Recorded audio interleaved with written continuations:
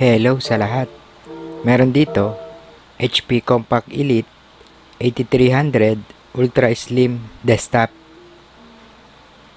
Ang issue o ang problema nito, nagpa-power on ito pero hindi ito nagbo-boot o wala itong display.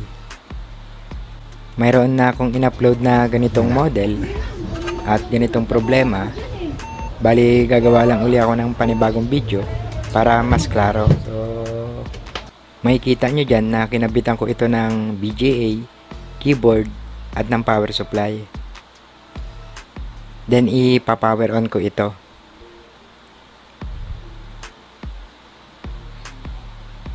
So nag-power on yung unit, then mayroon tayong tunog na maririnig.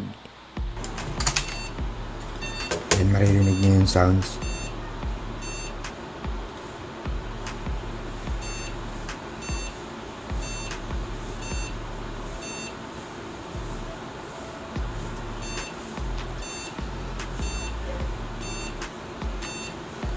Yung tunog na narinig natin, ang tawag doon, beep error. Then yung klase ng tunog niya ay nag-i-indicate ng RAM failure o RAM not detected. Then kapag pinipindot yung numlock sa keyboard, hindi ito nagre-respond. So ngayon bubuksan ko na ito para ma-check ko yung RAM.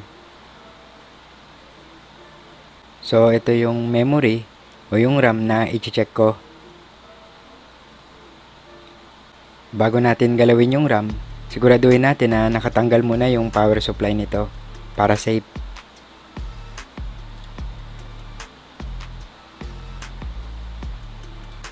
Makikita natin na marumi na yung mga pins ng RAM. Then mayroon na rin itong mga stain.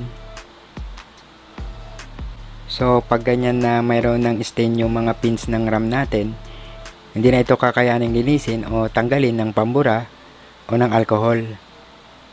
Kaya ang gagawin ko rito, gagamitan ko ito ng liha na number 3000. Ikiskis natin yung liha nang hindi madiin. Dahil ang kailangan lang natin matanggal dito, yung stain sa mga pins.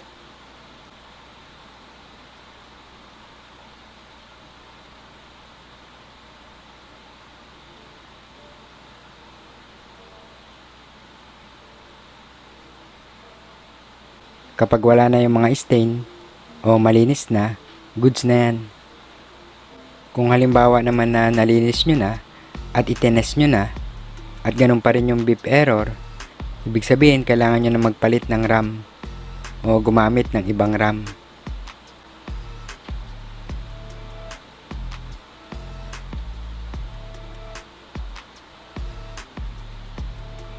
So ngayon, ibabalik ko na ito at iti-testing ko na.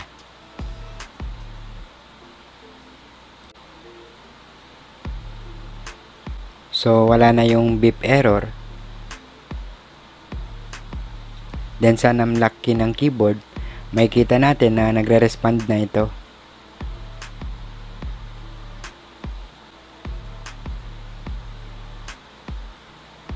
Then mayroon na rin itong video o display. Then kapag may lumabas na 164 memory size error, ang gagawin nyo lang, i-press nyo lang yung F1 sa keyboard. Magtutuloy-tuloy na yan. Then hindi na lalabas yung memory size error sa susunod na pag-restart ng system o ng unit. So hanggang dito na lang muna. Sana nakatulong tong video natin at may natutunan tayo kahit na konti, lalong-lalo na sa mga bagong tulad natin.